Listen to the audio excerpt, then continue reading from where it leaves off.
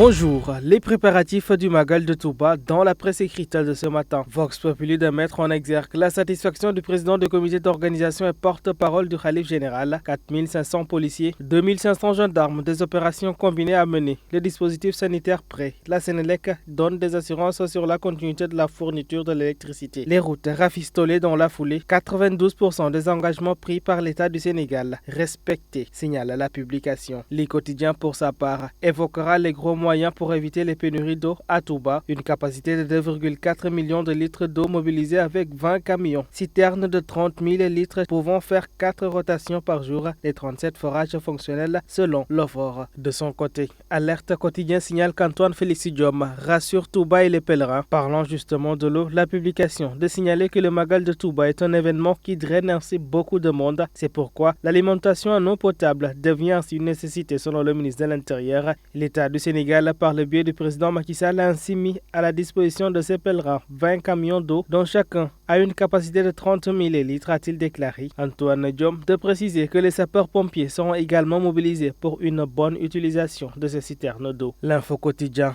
quant aux préparatifs de ce grand Magal de Touba, prend le contre-pied et pointe du doigt des manquements. Le coordonnateur du comité d'organisation du 18 Safar déplore ainsi le retard dans les travaux destinés à juguler le problème des inondations. Ce retard ne fait que compliquer davantage la situation et il souhaiterait ainsi savoir pourquoi les travaux ne sont jamais démarrés plus tôt. Plus loin dans la publication, l'on parle de Serigne Bass Abdou Khadre qui signale qu'il est obligé de signaler que plusieurs personnalités religieuses de la cité viennent fréquemment lui faire part de leurs doléances relatives à l'électricité. L'observateur pointera tout bas tout haut des vivres et des provisions engloutis sous les eaux. L'Observateur quotidien raconte aujourd'hui le calvaire des populations qui n'ont même pas où poser leurs ustensiles pour préparer le repas. Touba est également sous la menace d'attaque. Magal et Gamou, l'alerte de sécurité du gouverneur de Thiès. En cette période, la sécurité doit être renforcée dans les événements qui accueillent beaucoup de monde, dit-il. La Tribune quotidien parle encore et toujours d'une autre galère chez les populations. 750 milliards déjà dépensés, peu de résultats obtenus. Où sont les mesures préconisées par le ministre Amadou Ba? L'on s'interroge toujours. En tout cas, le journal met en exergue un gouvernement incapable face aux inondations. À Touba, justement, nous y restons pour aller à la découverte des prédécesseurs d'Al-Muntaha. Le Peuple quotidien d'afficher Serigne Mouhamadou Moustapha, celui que Bamba désignait comme son successeur, ou encore Cheikh Abdou Khadre Mbacké, l'imam des imams de tous les temps. Cheikh Mouhamadou Fadilou Mbacké, tel le choix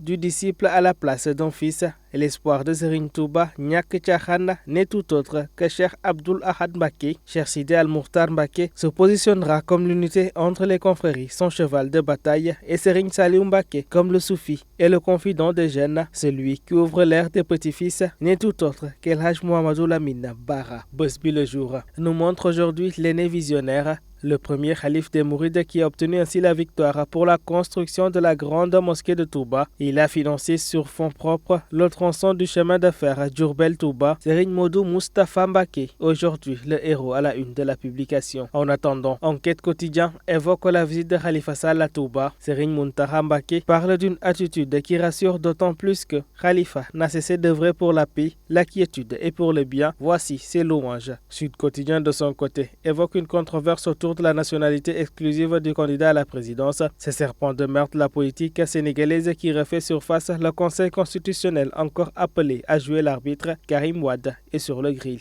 Direction le groupe Avenir Communication. Le quotidien évoquant la présidentielle de 2024 revient sur El Malick Ndiaye et Ayib Daffé qui rejette la proposition de Diallo Diop. Sonko est notre unique candidat, peut-on lire. Serigne Habib Sy Dabakh demande ainsi au leader de l'ex-parti PASTEF de mettre fin à sa diète. C'est PASTEF qui s'affiche comme un pro de la dissension. Le point actu de révéler Bougane Gueye Dany qui trace aujourd'hui sa route. Dans les colonnes de nos confrères, l'analyste politique Mamadou Albersi et le politiste Abdou Khadre Sanokho passe au crible sa stratégie. Comment il essaie de capitaliser l'électorat de Sonko? Nos spécialistes sont sans détour. Ainsi va donc la presse de jour. À toutes et à tous.